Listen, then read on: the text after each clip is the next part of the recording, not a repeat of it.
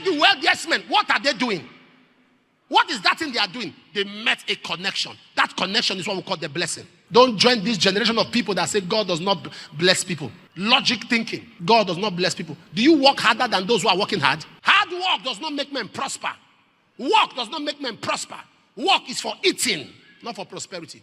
There's something called the blessing of the Lord. Only God can give that. That's what makes men rich. Don't let nobody come with logic to lie to you. You walk, and this one walk. Just walk. God does not bless people. It's just the work of their hands. Says who? Go to school and be prosperous. Do you know how many graduates and people, masters I know, who can keep a job for 1 month? Character sound. They are sound in character. They are well behaved. They can't keep a job. Don't downplay spirituality by logic. Don't use common sense to downplay spirituality. That's a demonic mentality. The blessing of the Lord is what makes men rich. Check the wealthiest men. What are they doing? What is that thing they are doing? They met a connection. That connection is what we call the blessing. That connection is what we call the blessing. Someone has been in that field, that same fold for years and is trying. Stop downplaying God when in matters of blessing. It is God that makes a man rich and addeth no sorrow. It's the blessing of the Lord. Is he that giveth power to get wealth? Nobody that believes in scripture will open his mouth and say God does not bless people. Nobody believes in scripture. You believe in another thing. If you believe in scriptures, you will know that the blessings of the Lord is what makes a man rich. We are trying to please the world, to excite non-believers, to excite them. No, sir.